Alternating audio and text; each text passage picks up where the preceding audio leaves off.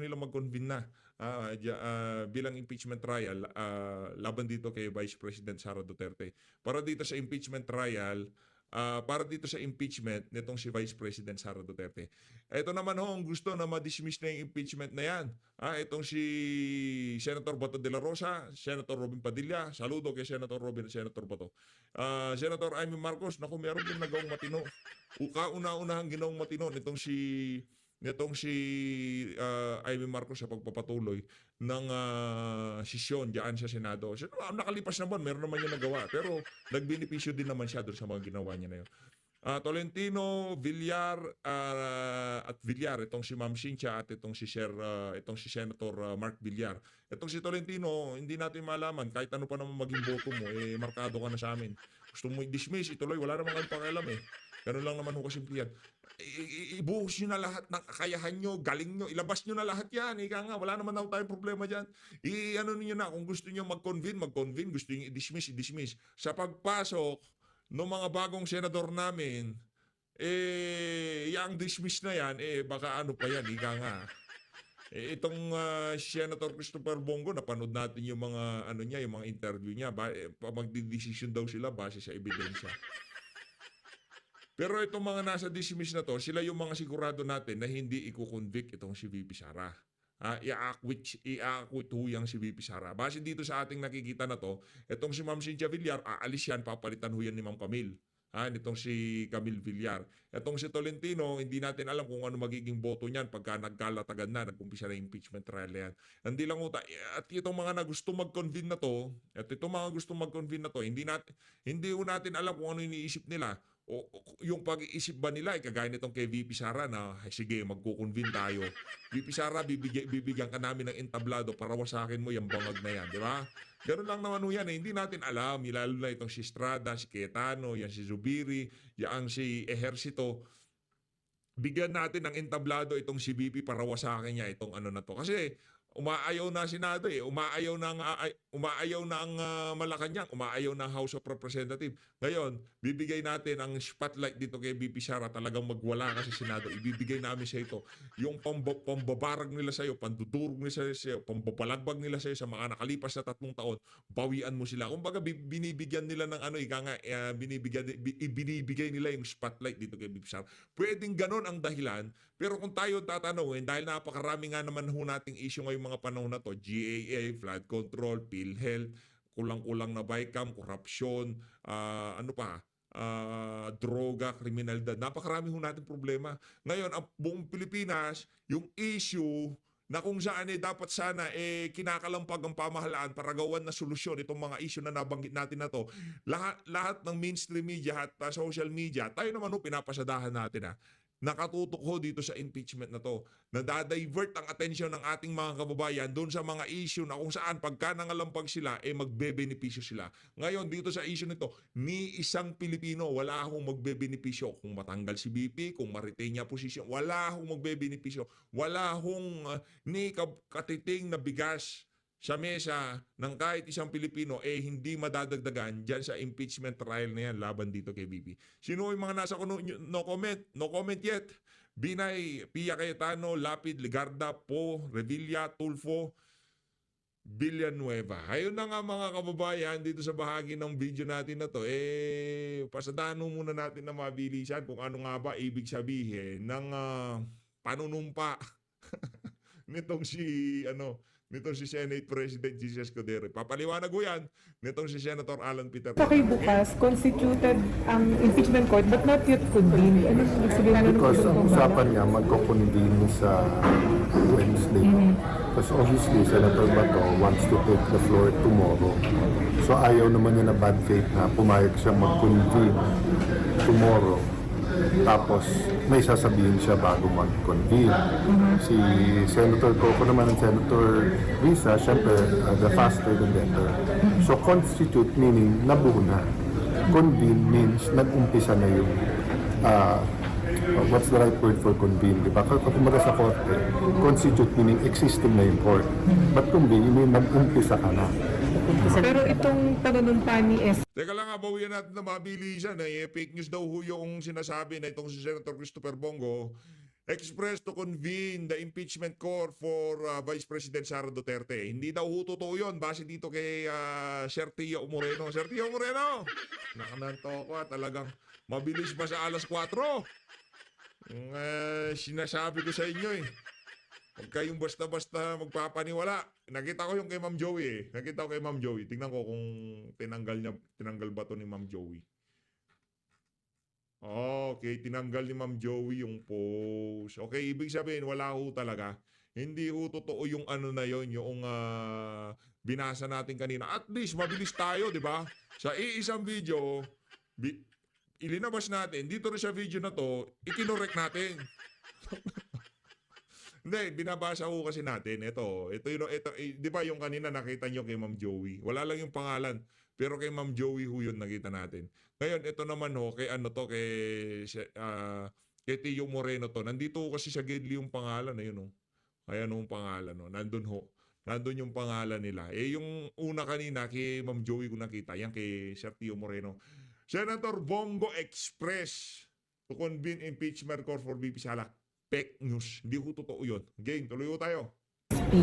As presiding officer, guarantee na talagang magko-convene kayo as impeachment court on Wednesday. Well, even naman kung wala. But sabi nga ni SP kanina sa likod, symbolic, sabi naman nung ibang mga this is more than symbolic.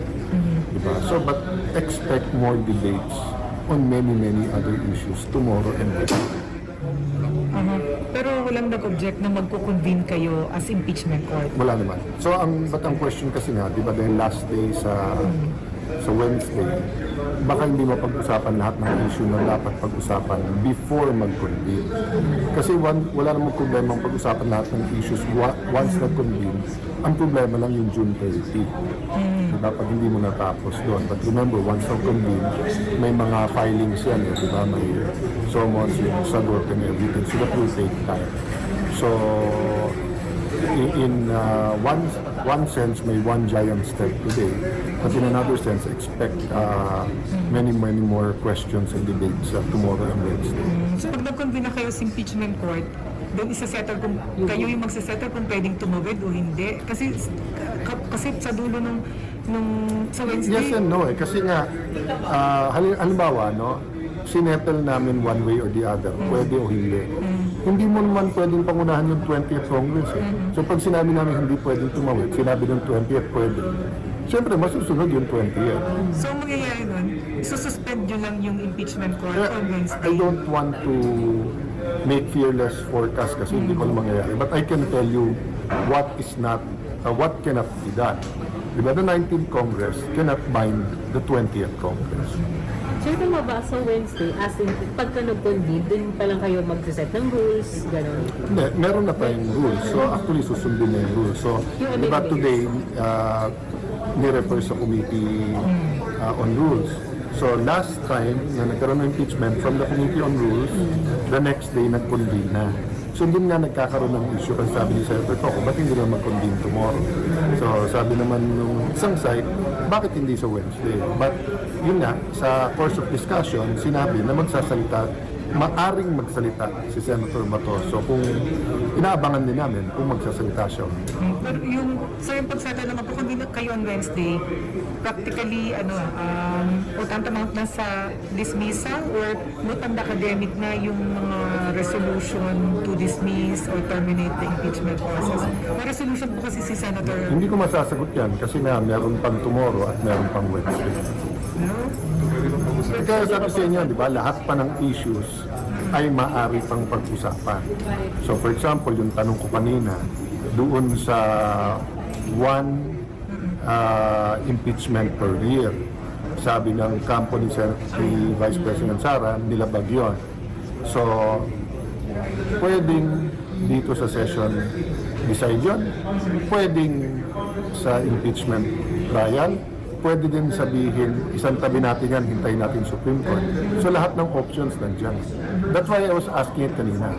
But personally, ako, I don't mind whether sa legislative session or whether sa impeachment court. But since it's jurisdictional, hindi pwedeng hindi man lang pag-usapan sa umpisa. What I meant sa jurisdictional is that if we find that it violated the Constitution, Diba? Mahirap naman yun sa in the middle of presentation of evidence, dun mo sasabihin yun. So basta sir, ang settled at nakatagana sa bato is magkukonvene kayo on Wednesday as impeachment court, yung mga issues na lang ang isa-settle. That's why nga importante at mahigit na sa sa symbolic yung constituted.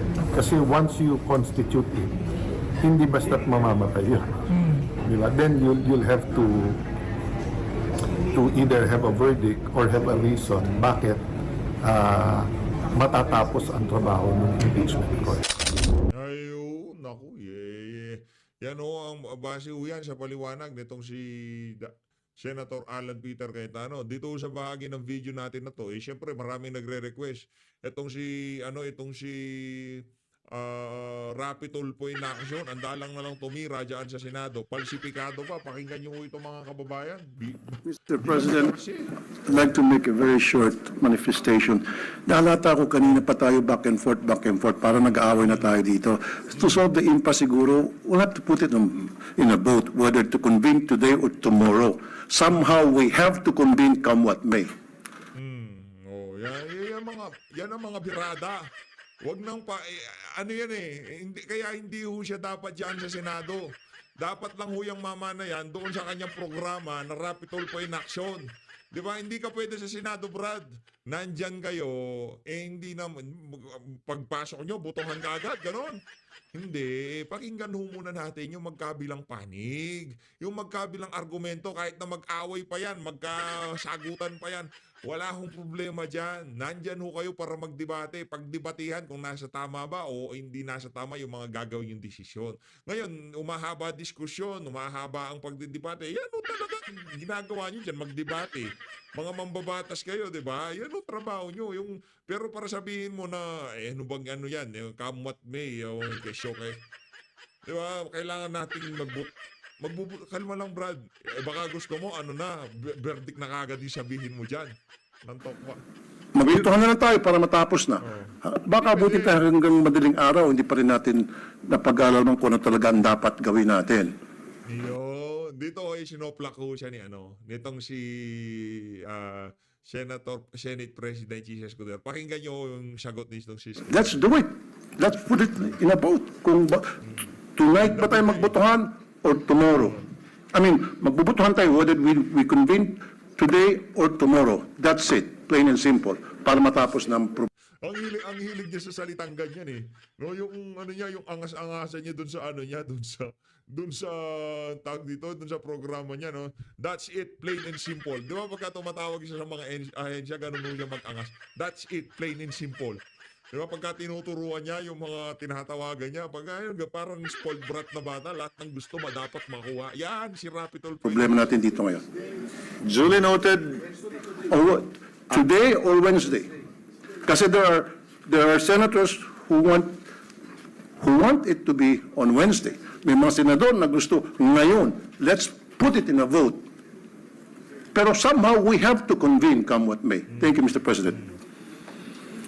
We will, Your Honor. Being a deliberative body, parliamentary practice rules dictate that we do nothing less, that things be settled through a vote. In fact, there is a pending motion by the minority leader that will be redefined and clarified. However, Chair thought it best to allow a free and fair debate where all of the members will be heard who have an opinion on this matter before finally deciding on the point. Now, if there are no ang nature ko kasi nitong si Tulfo, dapat kung ano gusto niya masunod, rekta na kung ano, botohan na kagad. Pag natin pakinggan niya ang magkabilang partido at nagtoko, ako lang pakinggan niya, botohan na tayo. Ano na kagad, convict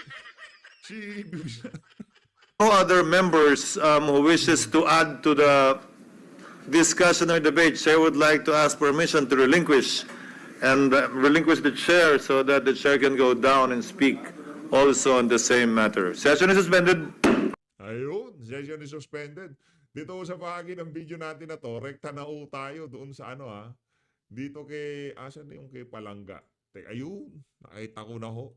tambay ho tayo dito kay Binibining Maharlika, dito kay dating presidential spokesperson Harry Roque.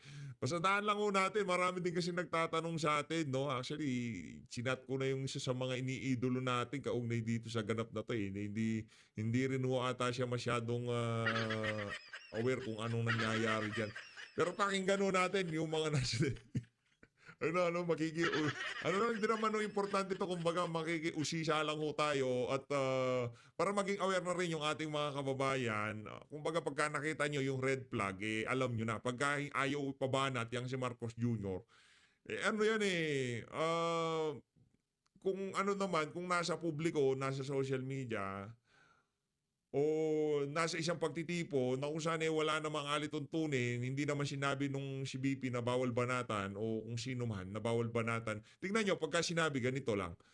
Pagka sinabi sa press ko ni VP Sara na hindi sila pwede magkomento regarding sa kaso dahil yun ang advice ng legal team nitong si dating Pangulo Rodrigo Duterte, nakikinig tayo. Kasi yun ang sinabi. Di ba? Pansin nyo ba yun? Pagka sinabi, hanggang dito lang kami, dahil hindi natin pwedeng pag-usapan yung kaso, kung ano ba nangyayari sa kaso, yun lang legal counsel ang pwedeng magsalita dyan. Wala akong nagtatanong. Sa health ni dating Pangulo Rodrigo Duterte, kung kumusta na siya, tumababa siya, ano ba napagkwentuhan niya, hanggang doon lang. Pero pagdating doon sa legal aspect ng pagkaka-kidnap kay dating Pangulong Rodrigo Duterte at pagkakakulong niya sa Dingner, hindi ko pinapakialaman yan ng mga nag-i-interview. Alam mo nila yung limitasyon. Ngayon kung hindi nasabihan itong si Spokes at itong si Palangga, hindi naman pwedeng, di ba? Bangag. Wala problema doon. Ang ganda ng chat doon Kahit tayo dito sa PH Update, kung nandun tayo, gaganon din tayo. Bangag. O sige, pakinggan natin itong si Palangga dito kung ano nga ba yung bangag na game. Police Department. Yeah, and I hope talagang lumabas na yan sa lalong madalang panahon. Kaya, in connection, kung bakit nandito ka, nandito ako, biktima ng mag-asawang pulboronic, itong si Pangulong Duterte. Kaya hindi natin pwedeng sabihin na wag tayo, pag may mga events tayo dito, whether birthday ni Pangulong Duterte, birthday ni Vice President Sara, na hindi tayo pwede magbangag-bangag. Kasi hindi magpaka-decente tayo. Dapat talagang may respeto tayo sa event. Sabi ko nga, paano mo re-respetohin itong mga bangag na ito kung mismo sila ang nagpa-kidnap sa Pangulong Duterte dahil nga ito ay resulta ng kanilang pagiging Ito tatanggapin na, magkokomento tayo dito sa mga sasabihin nitong si Palangga dito base doon sa pagiging Duterte supporter natin, okay? At base doon sa pagiging masunurin ng mga Duterte supporter. Mga Duterte supporter kasi pagka sinabing bawal yan, bawal yan. Pagka sinabing wag niyong gagawin yan, halimbawa doon na lang nga sa TRICOM, di ba? O wawal muna magkomento, di muna pwedeng murahin si Paduano. Pagkatapos ng hearing, anong ginagawa ng mga Duterte supporter? Kahit nagigil na tayo, pinaiyak na yung mga crush natin dyan sa TRICOM na hindi pa rin tayo hindi na banata kasi mabait tayo. Sumusunod tayo sa rules. Ngayon, magre-react tayo dito sa video na to ni Palangga bilang isang Duterte supporter. Hindi bilang supporter nitong si Palangga o kung sino man si Spoksari o kung sino man. Bilang supporter nito si dating Pangulong Rodrigo Duterte na masama ang loob sa dadala kay Tatay Digong dyan sa The Hague, Netherlands. Okay? Sabayan nyo lang ho ako mga kababayan. addictus benedictus, pagiging bangag, pagiging polvoronic. So, kaya wala na silang hiya kahit nilabag nila ang batas sa Pilipinas, parang they don't care, di ba? Wala na. So, yun yung resulta nito, folks Kaya, pinamumunahan tayo ng mag-asawang bangag at ng iba pang mga gabineting bangag. May sinabi si Cathy Dina dyan, actually. And by her own admission, ang sabi ni Lisa Araneta Marcos, talagang naging bad shot na si VP Sara. Yes. Tapos na nakitang nagtatatawa doon nga sa Maisog Rally kung saan pinangalanan sa kauna-unahang pagkakataon ni Tatay Digong kung sino yung kandidato para sa presidente na naging presidente na nga na di umano ay gumagamit ng droga habang nasa syudad ng Davao. No? At sabi talaga niya, yan ang dahilan kung bakit bad shot. Bad shot na siya sa akin. VP Sara, no? At dahilan nga, matapos itong pangyayaring ito, na nagsampan na ng impeachment sa complete laban kay Sara. No? So malinaw na importante na ilabas natin yung bangag. Correct. Kasi ito yung pinagmulan ng gulo sa panig ng Duterte at ng Marcos. At kung ikaw ay tunay na naninindigan para sa mga Duterte, unang-una, dapat wakwakan ng mga Marcos kasi in the first place, ang pinagmula ng lahat ay pagiging bangag nila. Bakit sila magagalit na tatawagin silang bangag? Kung totoo naman. Di ba? Correct. Ay, nakakatawa dyan. Walang problema dyan ha, dyan sa bangag-bangag chat na yan.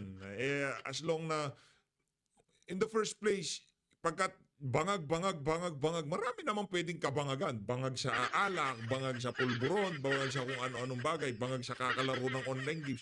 Marami yung pwedeng kabangagan. Ngayon, pagka bumanat kayo ng bangag at merong nasaktan at sinasabi na binabanatan niyo si Marcos Jr., naku, yari kayo dyan. Ano na yan, kumbaga medyo mag-isip-isip na ho kayo, no? Kasi ano na yan, red flag na yan, ika nga. Yung away nila sa kanila yan. Kung ano man nangyayari dyan sa daig, di tayo nakikisali dyan. Kumbaga nandito lang tayo, magiging osisero lang tayo. Folks, marami kasing nabubudol yung mga mambubudol. Akala natin, nabudol na tayo, hindi na tayo magpapabudol muli. So ngayon, may mga nakakapasok sa hanay natin na akala natin para kay PRRD. Pero nasasaktan sila kapag sinasabi nating bangag o adik o magnanakaw ang pamilyang ang pamilyang Marcos. Lahat sila. So ang tanong dito, mga kababayan, ito bang mga taong ito, imagine na sasaktan sila sa bangag, sa magnanakaw. Yun ang sa issue ng mga Marcos. At hindi dapat natin binabanggit ito kapag nandoon si Amy Marcos. So, ano to? Saan sila sumusuporta? Kay PRD o sa mga bangag? Or talagang produkto sila ng kultura ng Marcos dahil naniniwala sila doon sa pagiging imeldific. Only the beautiful must be said. Lalong-lalo na akong birthday.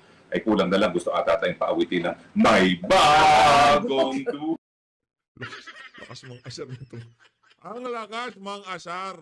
Diba? Pinatigil kayo dun sa bangag-bangag. Kulang na lang daw. Parang gusto silang paawitin na may bagong yung soundtrack nito si Bangag noong panahon ng kampanya. Ano yun eh?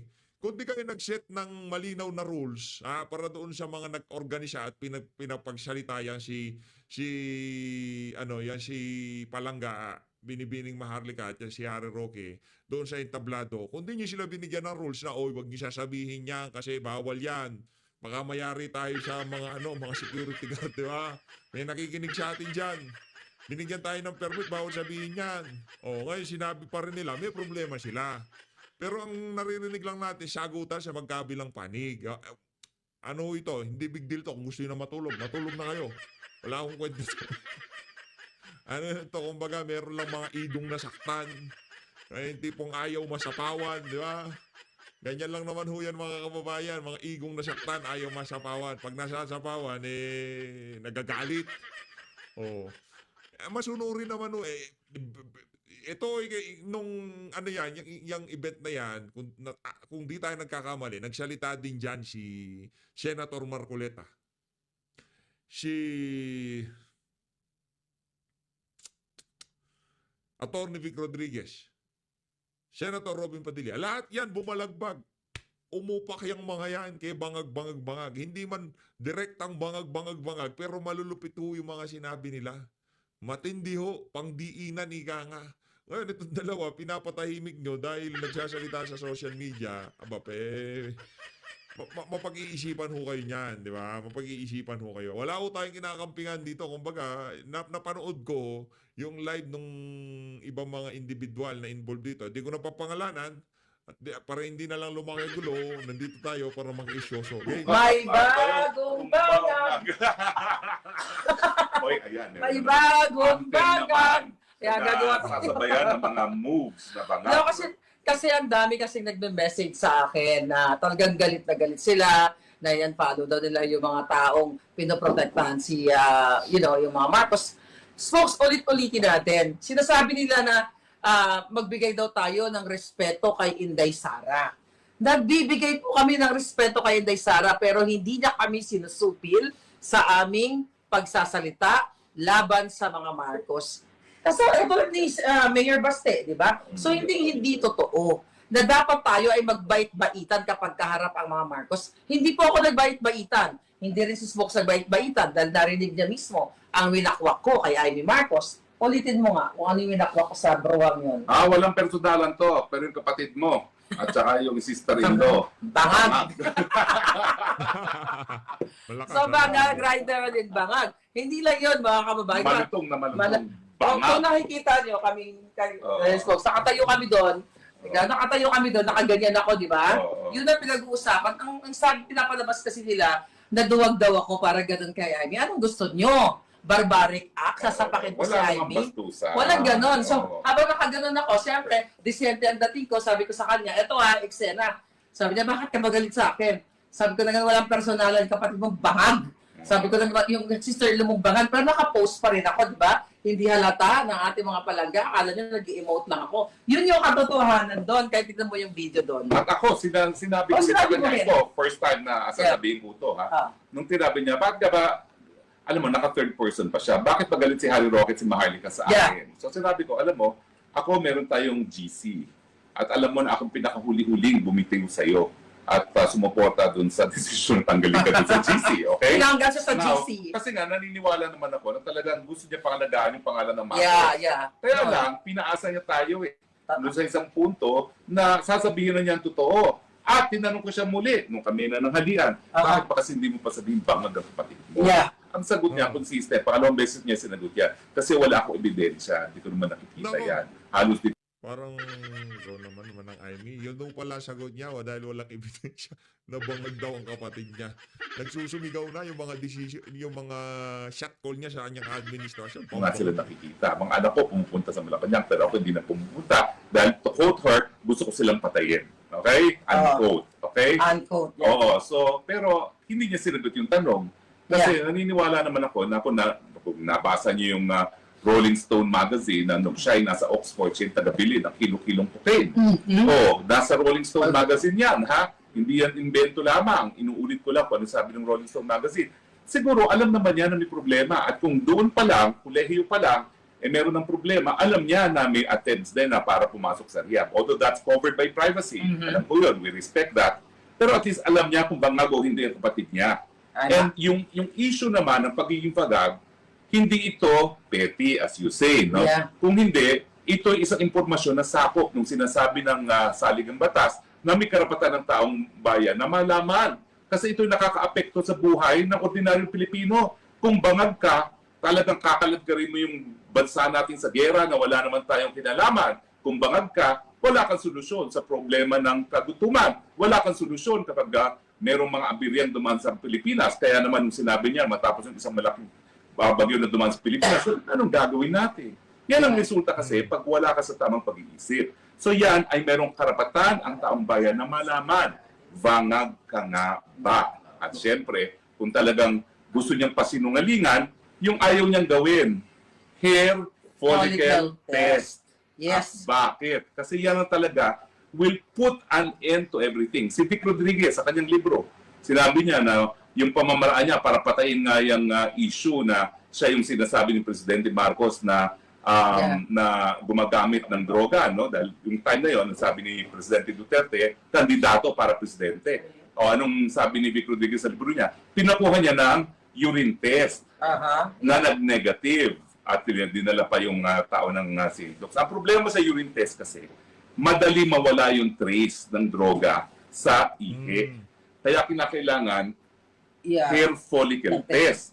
Pero ang punto ko lang, kung talagang gusto na niya manahimik itong issue ng bangag ka ba, mag-hair follicle test kasi that will put an end to the controversy kung negative ang resulta. No, and aside from that, kung I don't know kung napanood mo, during the Senate hearing, yung urine test na yan, in-invite yung doctor na nag-test sa kanya. Nagkaroon ng ng kahina-hinalang mga sagot. Kaya nga, mayroong lapses doon sa timeline. But anyway, we will not discuss that. Ang dami na nating discussion about it. Gusto ko lang balikan yung Amy Marcos, yung lola mo. Ito din ako, ikaw ay nagsalita doon tungkol sa pag-uusap niyo during lunchtime. Doon sa tent, meron doon isa, okay, na bisita. Gusto ko lang linawin, hindi si Atty. Vic Rodriguez yon. Pero eto yung sinabi sa akin, matutuwa kayo dito, dahil nakaupo kami ganyan, with poise kami lahat. Dahil din si Vice President, ano doon ka rin. Pero katabi ko tong personalidad na ito, ang sabi sa akin, Maharlika, bakit nandito yung inutil na yan? Referring to mangga. So, ganun po yun. So, hindi lang kami. So, civil lang yung mga taong to. Ang mga kadyutahan kasi nila, gusto nila, matapang daw ako, sapakin ko si Amy. Hindi ako barbaric katulad ninyo. Pero meron doon talagang personality na love ko din. Nakaupo siya ng bongga-bongga. Ganito yung upo namin. Siyempre, emote kami ganyan. Dahil nandun si Inday, chika-chika, ganyan-ganyan. Maharlika, bakit nandito yung inutil na yan? Ito ba si...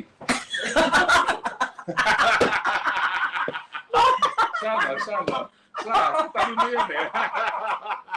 Oh my God! Pero alam niyo ang punto. Iba yung pagiging civil.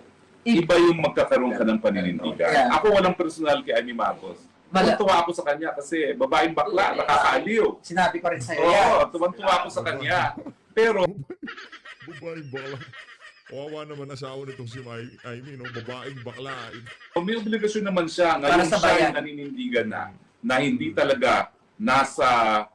talaga pinatatakbo ng gobyerno ang kanyang gobyerno, nasabihin ng katotohanan dun sa issue ng bangag. Kasi yan talaga ay sakop ng karapatan ng taong bayan sa impormasyon na nakaka-apekto sa kanilang buhay. Yan tawag po dyan, freedom of information. Yes, alam niyo po, ito panghuli na lang kasi rarampa tayo.